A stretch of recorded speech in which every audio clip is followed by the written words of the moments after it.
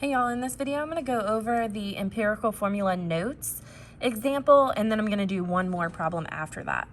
So empirical formula is when you have the smallest whole number ratio for the atoms that are in your compound. The example that I'm going to be doing for this one is 68.5% carbon, 8.58% hydrogen, and 22.8% oxygen. Step 1 says convert the percentages or the grams, whatever it gives it to you in, to moles. For this one, since it gave it to me in percent, first I need to make that a number in grams. The easiest way to do that is to assume that you have a 100 gram sample. That way each of these, you can just say that it's that many grams. So I'm going to go ahead and rewrite those. 68% of carbon will be 68.5 grams of carbon. 8.58% hydrogen would be 8.58 grams of hydrogen. And then the last one, of course, would be 22.8 grams of oxygen. In order to convert these to moles, I need to make sure that I have my periodic table out so that I can get the number for the average atomic mass from that periodic table. So for carbon, you'll look on the periodic table, get the molar mass or the average atomic mass, and that number is going to be 12.011. That's grams of carbon. And on top, you're always going to have 1 mole.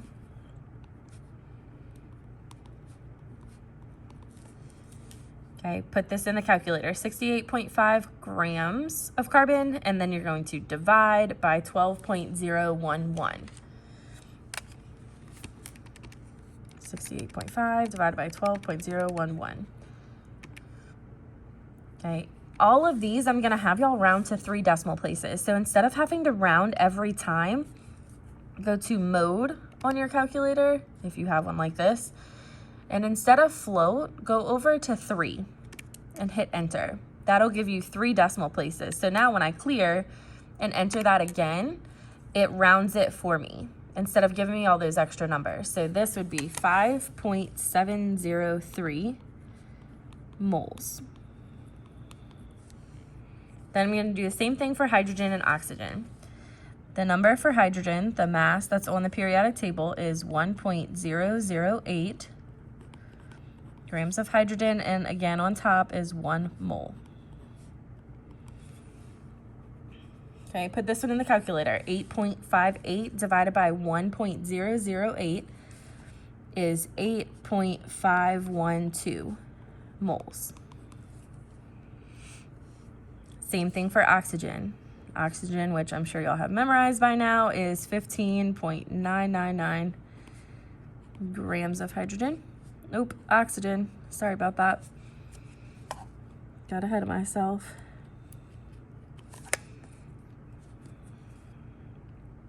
This is oxygen, and 1 mole of oxygen on top. And the calculator gives us 1.425 moles. Okay, that's how many moles for carbon, hydrogen, and oxygen. That's step 1. Convert, if it gives you percentages, change that to grams, and then convert your grams to moles. Step 2 says divide each number of moles by the smallest number. So I'm going to write all of these. For carbon, I had 5.703.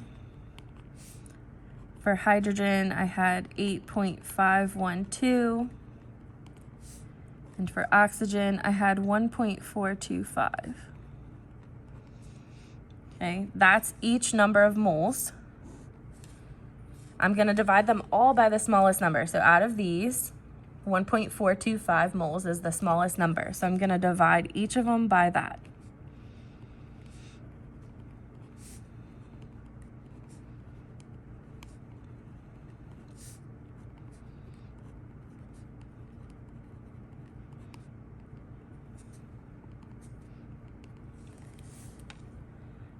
Then go ahead and put these in the calculator. 5.703 divided by 1.425 gives me 4.002. Same thing for this one, divide these it gives me 5.973. And then the last one is 1 because anything divided by itself is 1. Okay, from here, the last step is going to be use the whole number mole ratios as subscripts to write the empirical formula. Okay, what that means is all of these should round to a whole number. Okay, they should be extremely close to a whole number already. In the next example that I'm going to do, they won't be. Okay, but this is very close. We're talking about like hundredths or thousandths away. This one would round to 4, and that was for carbon. So I'd write C, 4. This number is very, very close to 6, so H, 6, and then O. We know that if it's a 1, it's understood, and I don't have to write the subscript for that one. That's how you find the empirical formula. This is your answer. Okay, if it says these are the percentages, write the empirical formula, this is your final answer. Okay, now I'm gonna do one where it doesn't work out to them all being whole numbers, just so that you can see how to fix that. Flip the page. And I'm going to do 4.433 grams of phosphorus.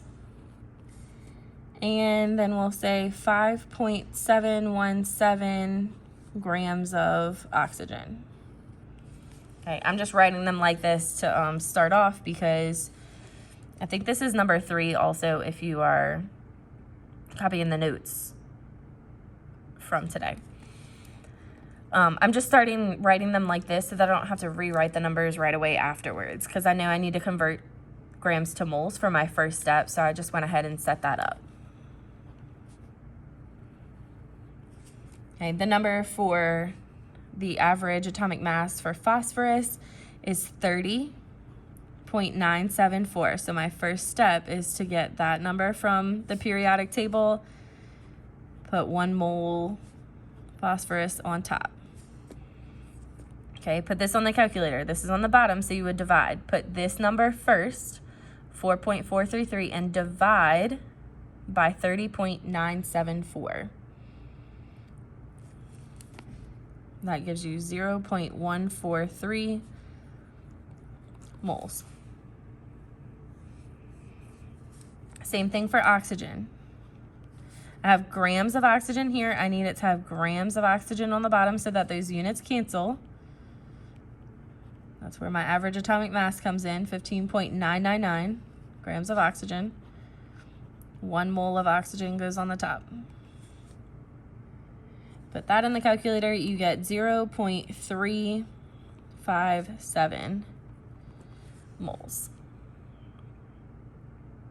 That's step 1, converting grams to moles. Step 2 is to divide each of these by the smallest number. This number is smaller, so I'm going to divide both of them by that.